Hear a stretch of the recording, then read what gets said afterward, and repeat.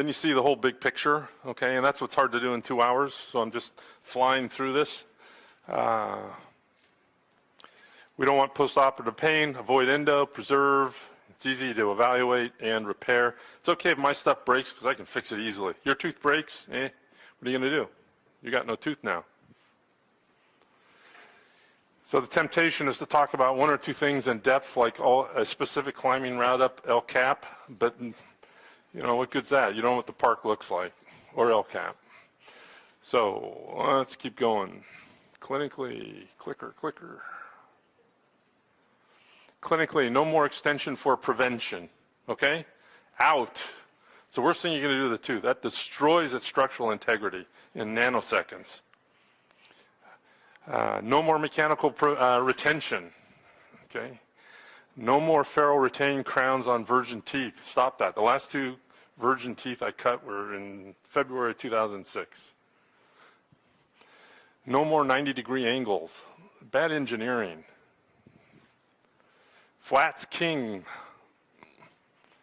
Okay, so mechanical, right angles with undercuts to retain, complex shapes, retain. That's what we all learned. That's what we were tested on. And adhesive dentistry, complex shapes weaken long-term bond strengths. That's C factor we'll get to. 3 millimeter ferrules, king, with a 6-degree taper. We don't care about ferrules. Throw it away. Doesn't work. We don't need it. Makes things worse. Healthy structures amputated to achieve retention form. Ma'am, you have a big filling, and it's so big, I'm going to have to cut everything else off in order to make a crown stay on to save your tooth. And oh, by the way, every year you get a 3% chance that your nerve's going to die now. But you're going to pay me $1,500 for it because I do it really well. That's mechanical. Not in New Jersey. Not in New Jersey. New Jersey, it's a good thing. It's a beautiful thing. Okay, we want to leave as much tooth structure as possible. So we still have to amputate a little bit in mechanical retention. But, I mean, adhesive dentistry. Cut that. You didn't hear me say that? We still have to amputate a little bit adhesively because we have to remove damaged structure and we have to remove decayed structure. Okay? But what's healthy and under a vertical load stays. We keep it. Okay, margins are at the free gingival margin. Why? Because of aesthetics. It's the narrowest part of the tooth. It means the greatest amount of tooth structure is removed in order for the patient, for the tooth? No, to make the lab happy. Indirect restorations are always done with supragingival margins when we use adhesives. Okay? How easy is it to take a supragingival margin impression? Caveman can do it. Geico says so. Okay. Full coverage, irreversible pulpitis. No axial reduction, your rate of irreversible pulpitis will drop to 0. You still get to do endo on everyone else's crowns, including your old ones. So don't throw away your endo kit. Long-term bond stability. Again, determine your carious endpoints, structural integrity, understanding polymerization kinetics, C factor, onlay design, understand occlusal loading on bond strength. Remember Gary Underbrink, 1 square millimeter of bonded enamel has more retention value than 3 millimeter ferrule with conventional cement. Okay, that's a lab study, over and over and over again. Same result. Enamel is king, and dentin is 2 if you handle it properly. Remember. Okay, so clinically, light curing doesn't always mean bonding. We want flat surfaces, no axial reduction, flat brain preps. You're going to have a willful suspension of disbelief because, I forgot why I put that in. Anyway, those of you, all of us have had this experience of examples where curing did not equal bonding. When you're taking out old composite and all of a sudden, if you're doing it slowly, oh look, there's a loose chunk. Well, where does that happen most frequently? In proximal boxes. Why? Because you have deep dentin that bonds slowly, bonded to enamel, which bonds fast and hard, and this is shrinking. So where's the fail point? It's the bond in the gingival floor deep dentin. Okay? It's just simple polymerization kinetics. It's not bonded. Here's another piece, big chunk, pulpal floor. Another piece. So next time you do one on Monday, you take your number 4, number 6 round diamond and slowly excavate that composite. See what comes loose. Okay, be the Sherlock Holmes of failed dentistry and see where it failed, because it's very instructive. That's how all engineers make a living. They blow things up, see how it failed, so they can make it better. It's not bonded, okay? And if it's not bonded at the gingival box, they're going to have decay and then, what, a crown, endo? Okay, so those of you, these, again, sorry for that, these are leakage studies with some of your favorite cements, Reliex, Unisim, all showing gross leakage. This should be easier to read when you see the PowerPoint online, that this light's killing it. The one thing that worked was Panavia used properly, no leakage at all. And last week in my throwaway, I got one from Parkel, advertising there, C-Cure virtually shuts down microleakage. It's still leaking at the gingival margin. Well, that's where all the stress is concentrated in stress-strain dynamics on teeth. So it's failing there. Well, you know, what good is that doing me? Panavia doesn't leak when you use it right. Okay. So back in, where was this? 2004, study was done on how to break teeth with adhesively retained restoration. So they had a 4mm ball. They bonded a laboratory cured composite restoration onto a bicuspid, then increased the pressure and saw what the failure mechanisms were, how it failed. And they used different bonding techniques to test how efficient or effective the bonding systems were in fatigue stress. And so what they came up with was different ways things would fail, from there was no failure at all to the restoration failed, to different ways the tooth failed, and when it failed like this, then you didn't have a tooth. Okay? So the point of the study is to demonstrate how well adhesive systems work. You can use them so that when you earthquake the tooth, you'll have very low failure rates, but when you do have failure, the patient loses their tooth. You can design other adhesive system or strategies where under normal load, everything's fine and hunky-dory. When they earthquake it, the tooth doesn't break, your stuff breaks. Patient still has the tooth. So we call that a secure bond, and that is the strategy that I follow, that biomimetics follow, as opposed to a total bond where you're gaining the full potential of the adhesive system, but at the expense of catastrophic failure when they earthquake it on an old maid or get mad at their spouse or whatever. Okay? That's how well they work, and that study was 2004, 10 years ago. When was the last time your Shine rep showed you something like that? About never. Okay, so we need to know some terms to understand adhesives.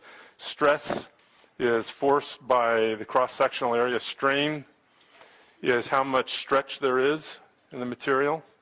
Young's modulus is a ratio of stress to strain. Basically, it's how much flexibility the material has before it breaks. Okay, and that's the most common way of measuring stuff. Not only bond strengths, but the inherent strength of the material. And the elastic limit is just the point of fracture or permanent deformation. So we have three types of forces. Compression, so when you bite down on a posterior tooth or whack your thumb with a hammer, that's compression. Okay.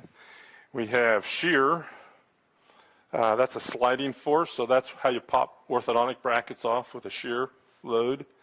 And we have tension, which is a stretching force. And Can't read it. I swear that I really don't mind being a short man.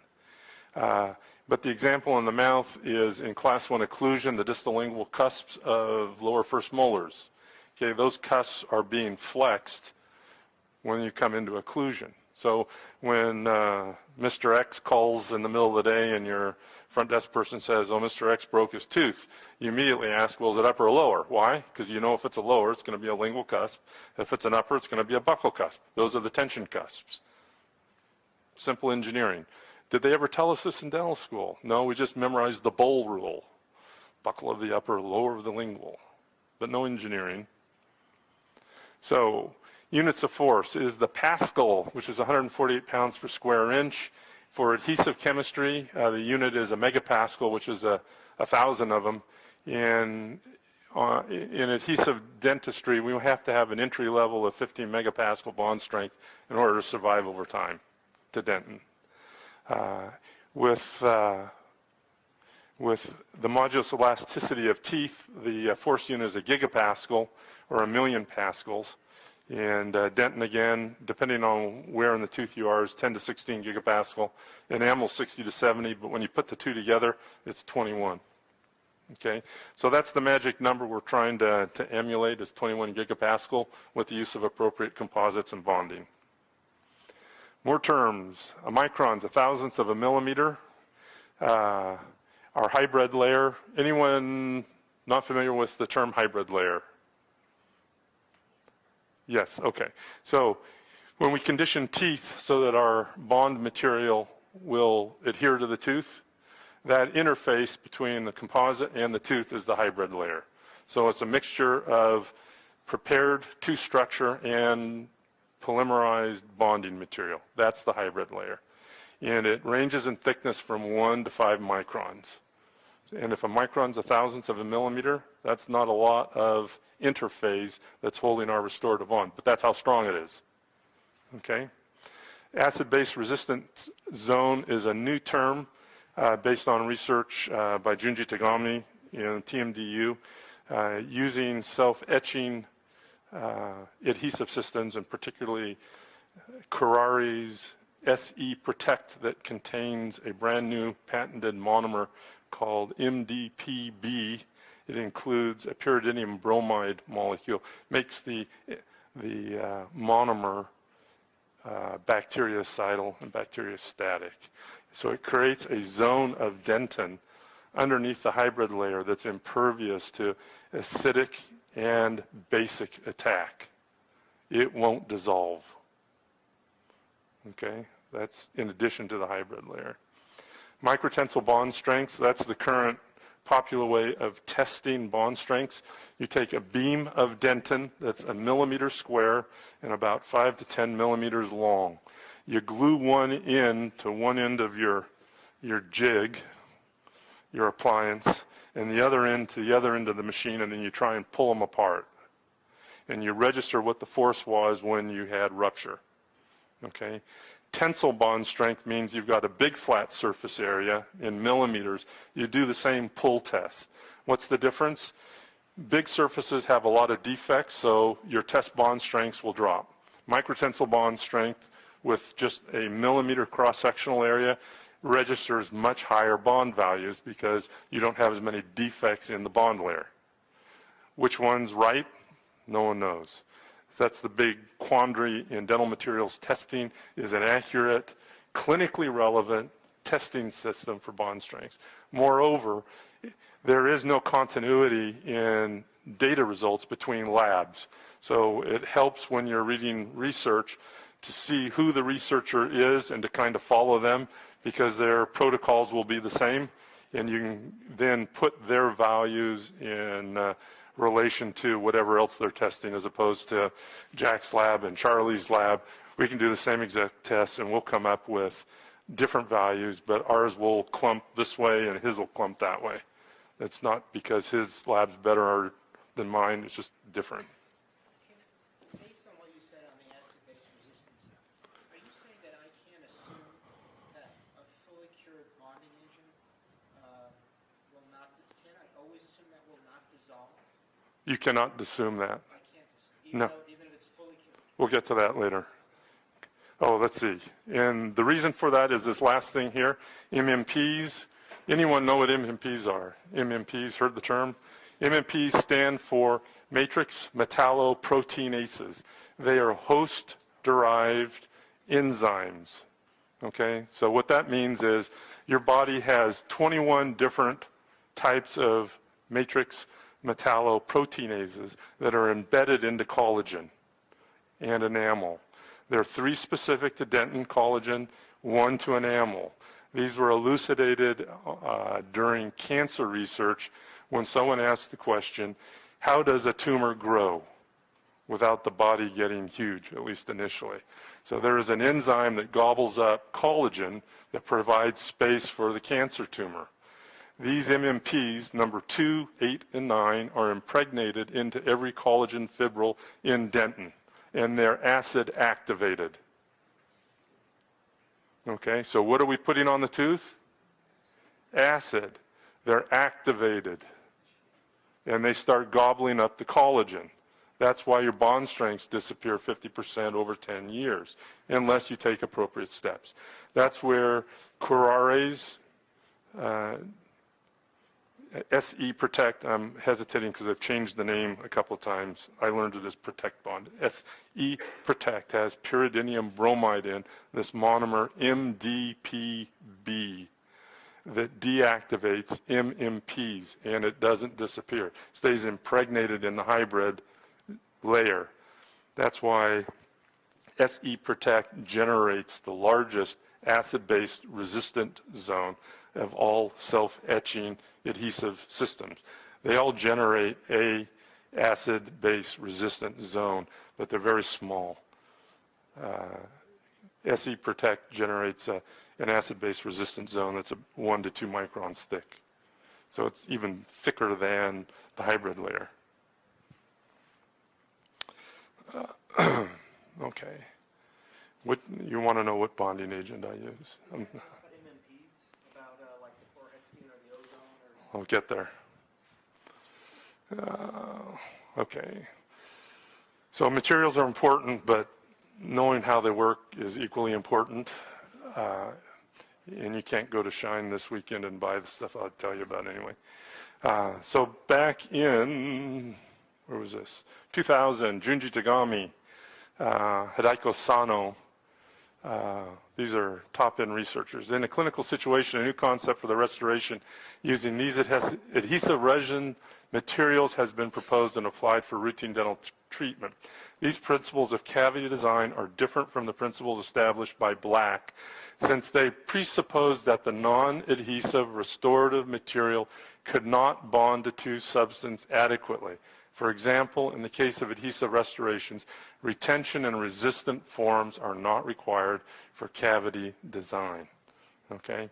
TMDU was publishing this back in 2000. 14 years later, have you heard of it? No. But you have heard of RelyX and a few other things. Okay. We already went over this. Okay, so what I'm proposing to you is that the tooth operates like a wooden beam, old-fashioned English barn. It was built to flex. That's how your tooth is built. Okay? So let's do a brief review on dental anatomy.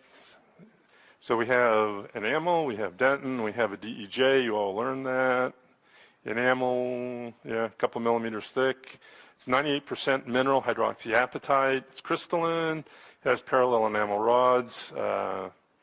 It's essentially dry, although you have pores running through it between the crystals, and you have pulpal fluid exiting there, which is how you can bleach. Little to no collagen. It's the fastest and strongest bonds to phosphoric etching. Okay, it's all long established. It's easy to bond if you keep it dry. Dentin's a different critter. We have collagen fibrils, we have dentinal tubules, and then we have a ring of peritubular dentin, which is highly mineralized, that it is the boundary around this dentinal tubule. This is where all of our bond strength comes from, are these fibrils, not that tubule. Okay? That's the reverse of what all the companies are telling you, but that's not based on research. Okay? You know, it's all these fibrils that are being encapsulated in the hybrid layer by your bonding agent that's polymerizing. That's the strength right there, okay? Now, each of these collagen fibrils, let's see, the easy analogy is that here's a grape stem, and the grapes are hydroxyapatite crystals, okay? So when we condition this dentin, we're stripping some of the hydroxyapatite crystals off, not all, and then our bonding agent flows in and around these fibrils now that hydroxyapatite crystals are missing, and we put the light on, it cures and gets hard. Okay, so it really is not, up until 2 years ago, 3 years ago, this was not a chemical bond, but a study out of Turkey proved that there is a covalent bond here now. Only one product's been tested, but the assumption is that if was it Clearfill SE or SE Protect it was Clearfill SE. They demonstrated it had a covalent charge, so by extension or extrapolation, all self-etching bonding systems are establishing some sort of covalent bond, even though it's not been proven. So peritubular dentin, it's highly mineralized. There's no collagen in that collar. There's poor bonding here. You get a plug that forms, but that's not the retentive value. These collagen fibrils are triple helixes, so they capture water molecules very easily. So we're always bonding in a wet field, regardless of how dry you get it. And that's the Achilles tendon, or the Achilles heel to all of our bonding systems, is failure of the bond due to hydrolytic action.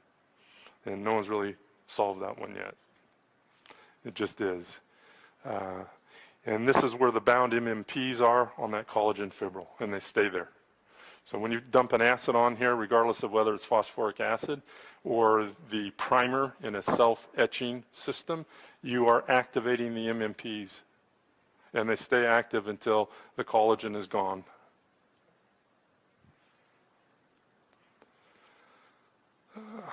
So our bonding system just shrink wraps around these collagen fibrils. Okay, dentin, something to know. So it's 50% hydroxyapatite by volume, 30% by collagen, 20% water. Now, an important question to ask is, how many tubules are there at the DEJ? And there are about 25,000 per millimeter. So that's a lot of tubules. And the tubule diameter is anywhere from 0.8 to 1 micron, so it's fairly, but that's the size of a bug.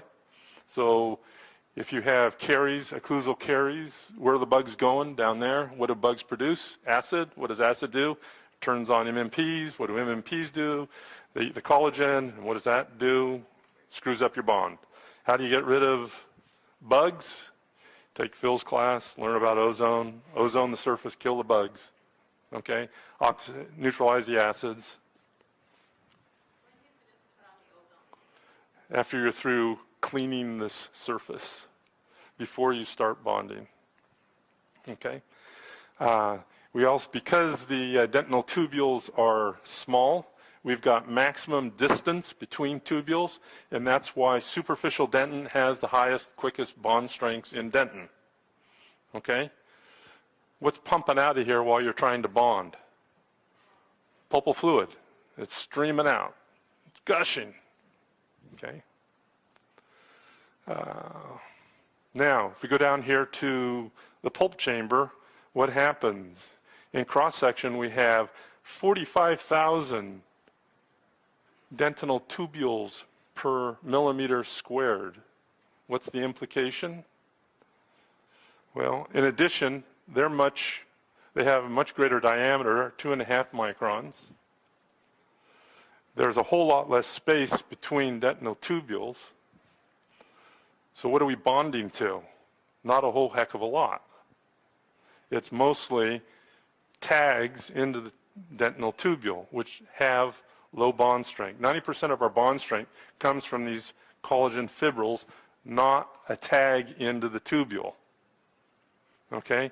So the implication is that the closer you get to the pulp, the less bond strength that you're going to have initially. You can develop very high bond strengths, but because there's so much water, you have to add the element of time to your light to allow this bond down deep develop before you stress it by putting a shrinking composite on top that will tend to pull it off. Okay? So faster, simpler, quicker, and cheaper. Faster don't work here. How do you get around it? Treat 2 teeth. Then while you're letting this bond develop, you're treating Fred next door. And when Fred's curing, come back to Mary and continue on. Okay? How often do you retreat a tooth and not find decay next door you just didn't see? I mean, it happens most of the time. Every once in a while you get surprised. Weaker bonds, okay. What? We'll get there. Now, when you get the throwaway magazines, what is the time measurement that's always used? What? 20 to 30 what? No. When they show you microtensile bond strength study in dental products or wherever, it's at what, after how much time has elapsed? It's 24 hours. Why? Because in 24 hours, all the polymerization shrinkage has occurred. What they're not telling you is, when has 90% occurred? That's what I want to know. Or 85 or 50 or whatever you feel comfortable at. I like 90. Now, there's enough, because the Japanese government has dumped so much money into TMDU, there's a lot of research on Kurari products, because Kurari is a Japanese company. And it turns out that with APX composite, if you wait 5 minutes before putting the next layer on, remember we said the bond layer is what? The adhesive plus flowable. Okay, so if you wait 5 minutes, you have achieved 90% of the polymerization shrinkage, and you've developed 90% of the available bond strength. So what do you do in those 5 minutes? Do the next tooth. Pardon? Or go have coffee, or whatever. Okay, so since we're speaking of, now this, pay attention, this is a Swedish laboratory research project.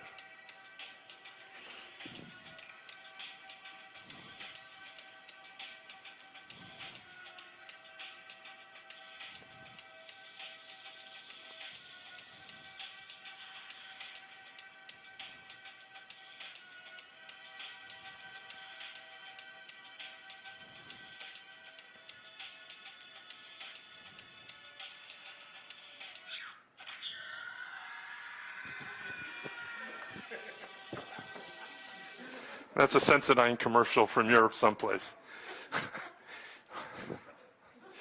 So Martin Brandstrom back in 1986, actually the study was done in 84. I graduated in 83. Some of you maybe before that. How many have ever heard of Martin Brandstrom? One. Okay, and Phil, because I've yelled at him a couple of times. So what he did was take a bunch of volunteers who wanted to pass dental school and said, hi, we're going to test your sensitivity. And so what he did was blew air on teeth, or he put cold on teeth, or heat on teeth, and measured how long the dental student could tolerate it. And then he devised a theory as to why they were feeling pain. Because at a certain point, when you blow air on a tooth, the pain goes away, stops hurting. They're in hell before that, but it goes away. And so what he proposed was the hydrodynamic theory of dental pain, which simply put is fluid movement through the dental tubule stimulates the odontoblast, and that is the pain response. Nothing more, nothing less. So in the case of air, you're dehydrating that column of fluid that stretches the odontoblast, and you say, ouch. Cold is counterintuitive, you'd think that cold was compressing, but it actually is pulling on the odontoblast because only one end of the column moves. It's the inside surface that moves towards the surface of the tooth and the end of the tubule. Heat is expansion, and that compresses the odontoblast, and you say, ouch. And then the most important for Monday morning is, why does a cracked tooth hurt? And that is because when you bite down on the offending cusp, the distal lingual cusp of number 30, you have a fracture plane, horizontal fracture plane through dentin. The enamel is holding that cusp on, and what you now have is a diaphragm, and when you bite down on that, you're pushing fluid through the dentinal tubule, and the patient says, ouch. So you take your tooth sleuth, anyone not know what a tooth sleuth is? A plastic stick, and you sequentially have the patient bite on each cusp. When they say, ouch, that's the crack. Okay? And we don't like cracks because they weaken our result. You got to get rid of the crack. You got to cut it out. And that's hard to do when you see all this beautiful tooth structure above it. But when you dissect these cracks out, the only thing that's holding that cusp on is a layer of enamel. There's no dentin connection at all. Okay, I've talked about this all right. One thing to note in dentin, cracks propagate perpendicular to tubules. So when you look at teeth interproximally, you'll see vertical cracks. You hope, and 99% of the time this is the case, that when it hits dentin, it stops. But if it doesn't, the crack should go horizontal under the nearest tension cusp. Does that make sense? Let me say it again. The vertical crack will go horizontally when it hits dentin under the nearest tension cusp. Do I need to say that again? It took me a long time to Okay. Pardon? Okay, those are super cracks and you're going to lose a tooth. But, 99% of the time when these enamel vertical cracks hit dentin, they go horizontal.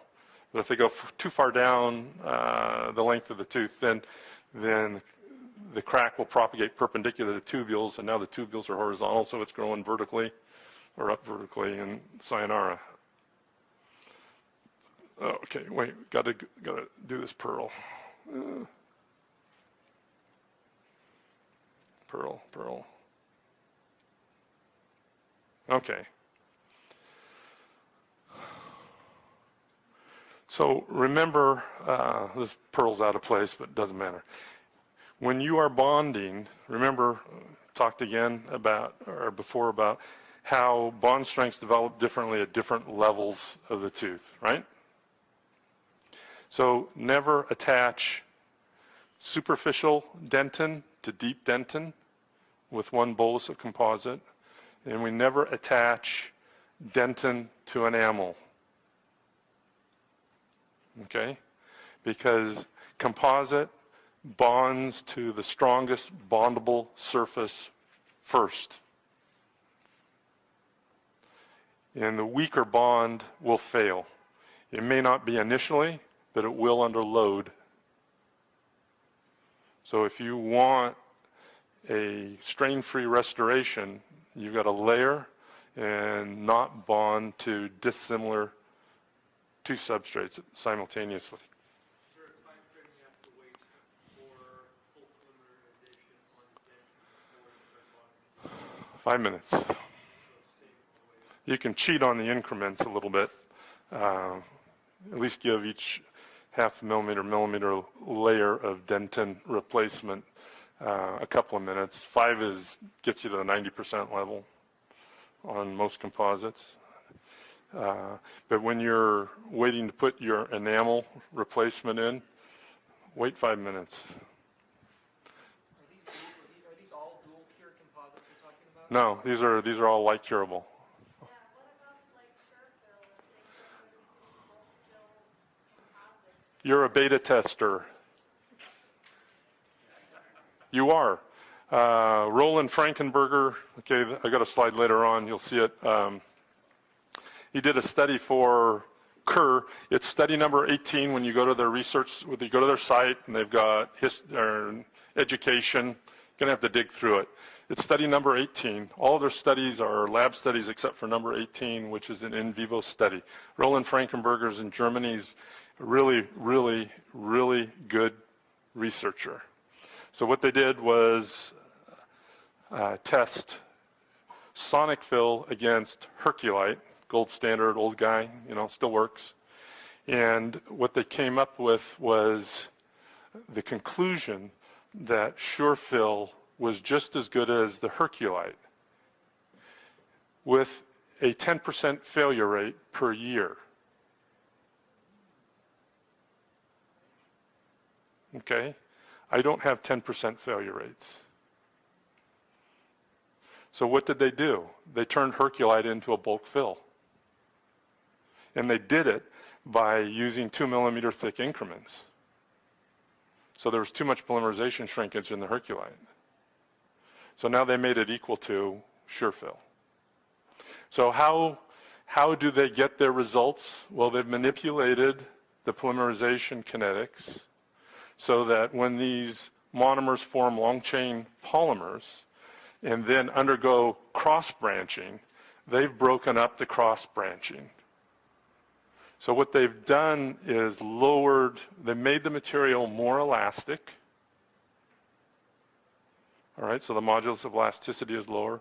So the modulus of elasticity is lower than that of bare dentin. So what's going to happen? What would you project over time will happen with a very flexible material bonded in a tooth? What's going to move when you chew on it? The tooth. And as long as you don't exceed the elasticity of the tooth, you're okay. But chewing on it for 5 years, that's kind of the standard. What happens in 5 years? German professor said any shit will last for 2 years. What happens in 5 years? So am I using it? No. Because I think in 5 years there's going to be a lot of failure. So log on the internet, read the study before they take it off. So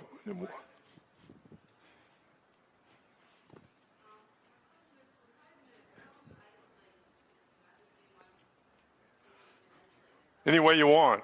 Keep it dry. Rubber dam, cotton rolls, a lot of suction. There's nothing magic about that. Ligation, put the rubber dam on, ligate the teeth. Whatever you have to do to keep it dry.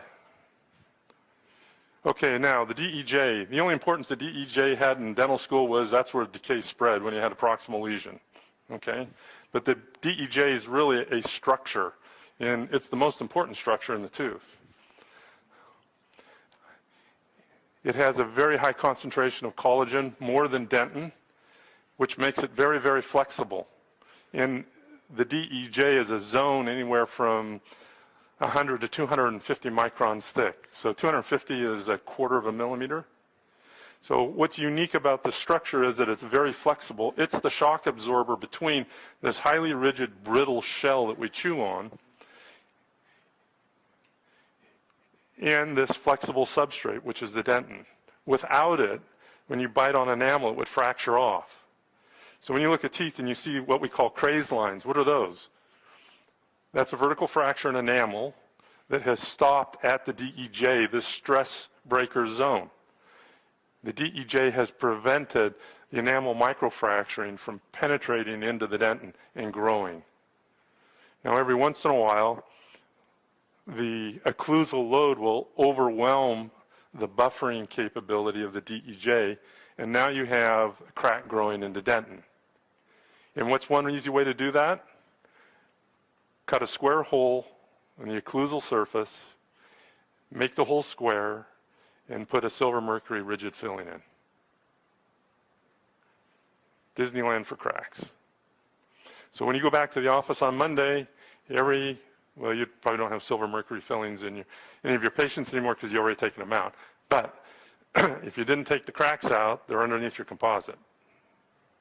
So be suspicious. And how do you see them? Shine a bright light through the tooth. And the light will stop at the fracture plane. So in biomimetics, the most important structure of the tooth is the DEJ. And we can emulate the DEJ structurally by this 0.5 millimeter of flowable. Doesn't have to be in this exact position, but our flowable acts as the stress breaker because it will fail under earthquake loading and leave the bond intact. And the bond is hermetically sealing the tooth to bacteria. Okay? That's why we use a microfill, flowable composite, not microhybrid. Microhybrids do not have, they're much less elastic. The microfill is our stress breaker zone. So, flat prep land. So you asked the question about isolation. Ma'am, doctor, rubber dam, floss ligation. That's the best. That's as good as it gets. Do I always do that? No. But if I've got 3 fire hydrants going on in the mouth, that's what I'm using. Okay, and do whatever you like, but you got to keep it dry. Okay, let's see. Enough repetition. Curious endpoints. Okay, we learned radiographs and Explorer. Study done back in whenever, I forgot the year. I think it was 84. There have been 2 of them. If you just use radiographs and Explorer, you missed decay 59% of the time in this study. And the testers were dental school faculty, which maybe skews the data a little bit. Okay, so appearance doesn't count. What we want to use is Caries detecting dye. So remember when I said acidic attack on the collagen strips some of the hydroxyapatite crystals off? So now there's space in these collagen fibrils. What goes in there? Caries detecting dye. Takao Fusuyama, who was the predecessor to Junji Tagami at TMDU back in 1978, discovered this, and it took 10 years for the ADA to give their blessing to allow it to be in the United States. So use Caries detecting dye. That shows you where demineralized collagen exists in the dentin. Second thing you want to do is, this is out of order, use a diagonodent. So what does a diagonodent do? It causes porphyrins to fluoresce. What makes porphyrins? Those are biomolecules that bacteria produce. Where are the bacteria? They're in the dentinal tubule. If you leave them there, what will they do? They produce acid, activate MMPs. MMPs degrade the collagen. Your bond goes south. Okay? There are 3 different kinds of porphyrins that each fluoresce differently. Diagonodent uses 1 wavelength. So Diagonodent originally came out as a screening device for occlusal decay. You use it to determine the level of porphyrin still in the dentin. And you want the 3 magic numbers, 12, 24, and 36. Now remember how the size of the dentinal tubule is different depending on whether you're superficial or deep? Okay, if you've got a big wide open tubule, you're going to have more porphyrins, right? You've got a narrow little tubule, you're going to have fewer porphyrins. So superficially, if you get a 12, you want to be below that. In the mid-dentin area, 24 is the same as superficial 12. And near the pulp, where you got a big hole in the tooth, you want your diagonodent reading to be below 36. If you do that, and then kill the bugs with ozone, because everyone's using ozone, right? Or SE protect bond with MDPB, or Concepsis by Ultradent, chlorhexidine, don't use anything else, is cheap enough, doesn't get any cheaper. Concepsis will deactivate MMPs. You can leave it on, put it on, wash it off. You can put it on, leave it on and bond. You can put it on, leave it on for 30 seconds and wash. It deactivates the MMPs. Okay? Pearl, Concepsis, Ultradent, deactivates MMPs. There's no studies on ozone deactivating MMPs, so we just don't know. Franklin Tay, researcher at University of Georgia, I asked him, and he's very honest. He's kind of he's the head researcher on MMPs in tooth structure. He said, no one's ever tested it. So he hangs his hat on SE Protect Bond and MDP, pyridinium bromide. And he's turned into an endodontic researcher, unfortunately. Don't, I mean, use it, I mean, rinse your mouth with it. I don't care. Just buy some, look, the stuff's dirt cheap. It's already in a syringe. It's pretty. Just buy the Conceptus. Okay. Yeah. Let's see. We already talked about this, so we don't need to. Question. What about the, I can't remember the name of it, but it basically is a video camera, a camera fluoresces and he takes photos of caries. It's a great tool. Phil's got it. It's a screening device, but you can't use it to determine caries endpoints. Okay. So, you know, in a perfect world, you have both. You use the one you just mentioned. It's not Velscope. What is it, Phil? Spectra system. So it's great for identifying lesions in occlusal enamel when you can't see them by any other means. And in that sense, well, the nice thing about it, it's on a screen so the patient can see a visual record of it. Whereas with Diagnodent, they just hear a beep or see, you know, a red number on a monitor. So I'd have both, you know, with my piggy bank, we're big enough. What I'm doing in biomimetics, I need to have the Diagnodent in order to determine my carious endpoints. Okay, because I can bond to carious dentin. Okay, so here's Franklin Tay's schematic of how MMPs work. Here's etched dentin. The tubule, the fibrils are bare, stripped of HA. So it's MMPs 2, 8, and 9. Let's go on. So this is the original paper on caries detection dye. I've already told you enough. This book's out of print, but if you want to be a biomimetic dentist, find the book and buy it. Okay? He's the granddaddy of it all. Now you can get caries detecting dye that's green, but don't get it because when you use a Diagnodent on it, it will make the pigment fluoresce and give you a false positive. Okay, so use the red stuff. So that's the Pearl red caries detecting dye. Red only, not green. And this is from Fusuyama's book. Here are the bacteria in the dentinal tubules. Okay, now, important point about the use. Fusuyama just used it to determine mush, dentinal mush. We're using it to determine caries-affected dentin that can be remineralized. And that's dentin that stains pink. So somebody's discovered that there are 3 colors of red and 3 colors of pink. Just start using it. You'll figure it out for yourself. Pink you can leave. That will remineralize. It won't have the same bond strength that uncontaminated dentin has, but you will generate a bond strength there. It will remineralize. Red's mush. It's gone. Get rid of it. Okay? Okay, so this was a study I was telling you about. Just using an Explorer and X-ray, 59% stained with caries detecting dye. They missed it. Okay, so get with the modern world. Here's, I'm just going to go through a couple of pictures showing. There's red, there's pink. Red, get rid of, pink you can leave. As long as you've got sound, healthy tooth structure surrounding it, because you got to have a secure bond. You don't want pink on the margin because you got no bond. Okay? So here's a patient of mine, red, kind of pink. Hard to get the light down there to take a picture. A little bit better, pink down there. Now at the DEJ, it stains bright red. You know, so I was reaching underneath the enamel. Okay, got to get rid of that. That's going to kill my bond. Pink haze, leave it. I can bond to that. I can bond to everything around it really well. So if I lose a little spot, a little strength in one area, who cares? Okay. So here's one of my heroic endo buildups.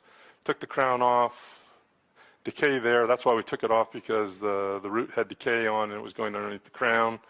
You can see the pink. There's the red. That's what I ended up with, kind of. Let's see, go back. Oh.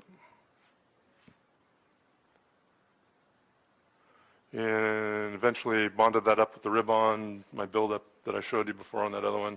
That's still working. And what's the bottom line? Comes off? and glue it back on. So in 8 years, I've had, using this technique, I've had 8 teeth that suffered irreversible pulpitis, only 8. 6 of those were heroic cases to begin with, and the patient knew, you know, it's a crapshoot. I'm sitting on the pulp. In the failures, about a dozen, 3 of them and my wife, because she's my guinea pig. When they come off, what do? Tooth is still intact. The bond layer failed someplace. So you air abrade it, get your chemistry out, put it back on. What's to lose? Now, if this were a post-retained with mechanical retention and it failed, what would you have on a bicuspid? You have an implant or a bridge, because the stress is concentrated at the base of your fixed post, and that's where it breaks. That's where the root breaks. So patients are going to break everything that we do, but let's build it so that when it does break, they still got a tooth. How far into the canal do you go with the 3 or 4 millimeters only. So when you get a failure on your debonded prosthesis, do you micro etch the prosthesis? You treat it a certain way then? So the question is, when I do have failure on one of my full coverage crowns, what do? It's like I was delivering it the first time. I clean the tooth surface off with air abrasion. I clean the intaglio surface off with air abrasion. I re-etch it, resylinate. I rebond my tooth surface. I wait 5 minutes for a bond to develop, because usually I may have some dentin exposed. And then I use one of the 3 luting agents that I told you about, Starfill 2B, APX composite, or Panavia, and rebond it. And then should it matter if there was a little decay? If you had to Clean it out. clean it out and fill it in with the composite? Yeah, clean it out. So if you see decay, clean it out, ozone it, rebond, replace your restoration.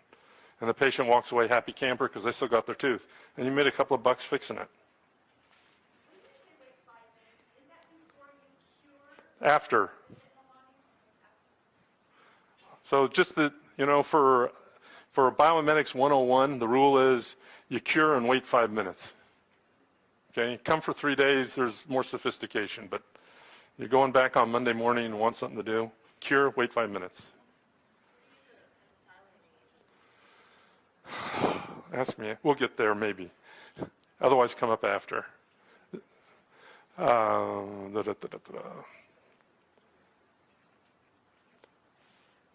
time is it?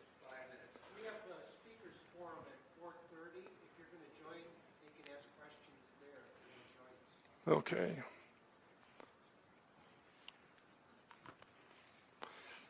Let me get to my pet peeve here.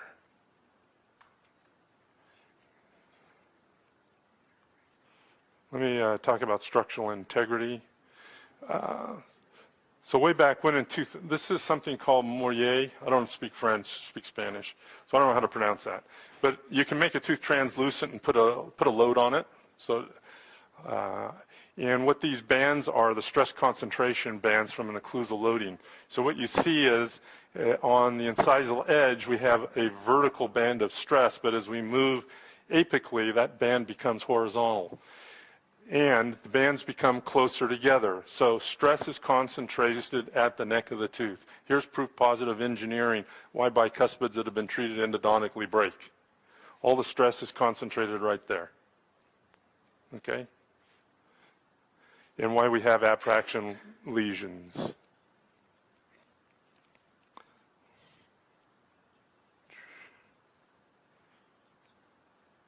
Okay, we already did this. Okay, so this study was to determine what kind of hole in the tooth weakened it the most. And the bottom line is it's a simple occlusal prep greater than 1 millimeter in width. Okay, that's a conservative amalgam prep, right? You do that, you weaken, let me go to the next slide. You weaken the tooth 37%. 1 millimeter slot, connecting the mesial and distal pits on a bicuspid. Okay? When was the last time you saw an occlusal amalgam that was only 1 millimeter wide or less? Okay? And the astounding thing is, if you do a proximal box, you haven't weakened the tooth at all. So what is it about the occlusal surface of the tooth that's so important? Well, Tim Rainey and Graham Milicic wrote a paper, it's in the PowerPoint you'll see online later, where they propose the transverse occlusal bracing. So buccal and lingual bottom line is connected with these transverse ridges of enamel. So when we do the prevention or extension for prevention, we're cutting through all the diagonals of the building. And then we wonder why the building behaves like a trapezoid and falls down. Okay? So if you have a virgin tooth that has decay that you've seen because of Phil's machine or the Diagnodent, treat each lesion, don't connect the dots.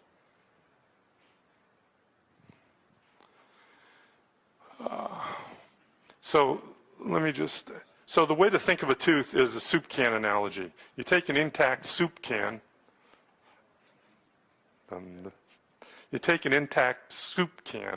without the soup in it, of course, and load it. You know, you can put a lot of fat boys on top of it before the can will collapse. And you can put the load at different angles and the can won't collapse. Now, cut the ends off that can so that you just have a cylinder and flex it. Where is stress concentrated? Okay, it narrows buccolingually and tries to expand mesial distally. That's where the stress is concentrated. That's where the cracks form. And there's only so much occlusal load you can put on that can before it just collapses. It's that occlusal table that gives the tooth strength.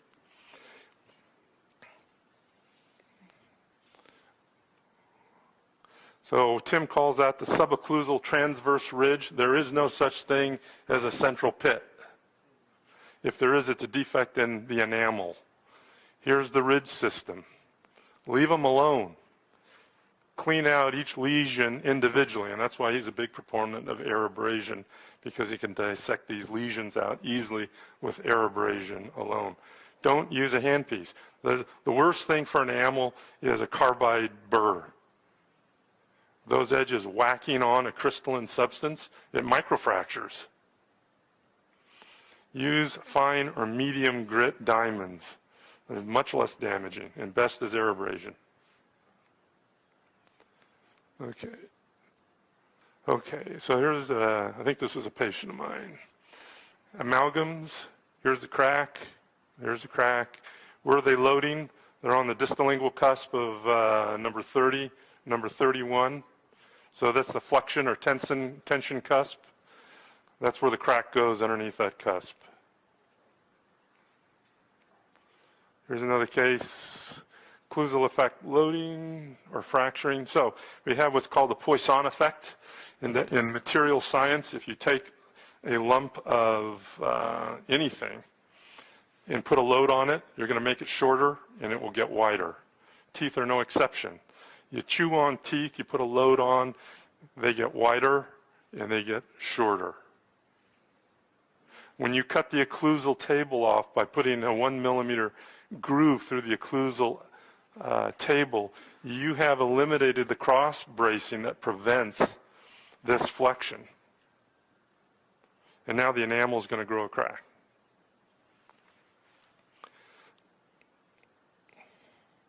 Compression. You get distortion, the crack growing.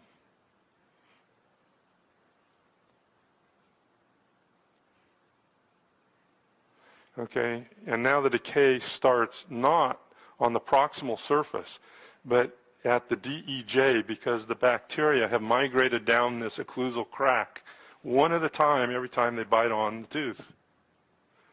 So Milicic and Rainey have coined a new term, occlusal effect decay. Occlusal effect decay. The decay is in the dentin. You can't see it on radiograph. Okay, another reason cracks are bad. You see a crack, get rid of it, explore it.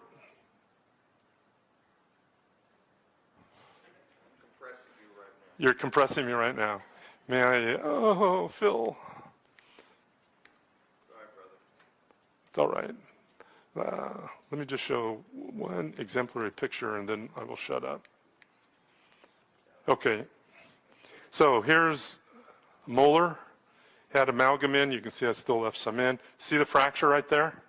Started there, it's undermining this cusp. Another way to see the crack is to desiccate the tooth because everything above it has no fluid in it, everything below it is still hydrated. Easy way.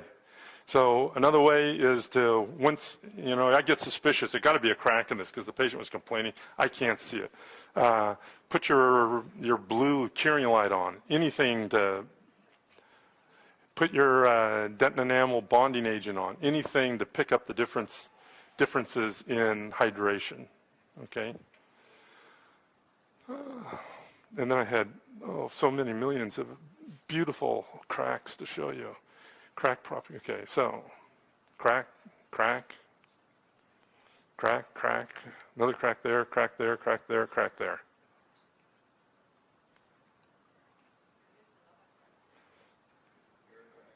Crack everywhere, crack, crack. So that's money, so last, promise to last. So structural integrity analysis. The 1, 2, 3, 4 rule. Memorize this. Number one, can you see a vertical crack in enamel? Okay, if you can, you need to know if it extends into dentin, and the only way you know that is to take the restorative out. Okay, number two, is the isthmus width greater than 2 millimeters? If it is, the structural integrity of the tooth has been compromised, and most likely you're going to need to do an indirect resin to restore it, or an indirect restoration to restore it. Number three, what is the axial wall thickness? If this is too flexible, you're going to spend hours layering composite to have a stress-free restoration. So our rule is, number three, if it's less than 3 millimeters thick, cut it off. That's painful. Ooh. Cut it off. Go indirect. And number four, box depth. Why 4 millimeters? Because on the average tooth, if you're deeper than 4 millimeters, you ain't got no enamel to bond to. And what happens when you connect deep dentin here with occlusal enamel? 4.7 years gaposis right there. Okay? So this is where, you know, we'd whack off the cusp, get rid of the crack. We'd bond, do our bond layer. Bond layer is what? SE bond, or self-adhesive bond plus flowable with an APX layer to build up the dentin supragingivally, take an impression. Now that's thoroughly bonded. And I really am finished because my battery's dead. So remember, 1, 2, 3, 4. 1, vertical crack. 2, isthmus width greater than 2 millimeter. Axial wall thickness has to be greater than 3 millimeters. Less than, you're going to go indirect. Box depth, 4 millimeters. Welcome to the magical world of biomimetics. Get bonded, stay bonded. Thank you. Maybe 1 or 2 more questions, and then we can continue upstairs. Question, go ahead. Booting cement for Emax is Panavium. I use 3 routinely. Panavia, Starfill 2B, and APX composite. And how do you? How I feel that day. If the full coverage restoration is a floater, then I'm going to use APX because it stays put.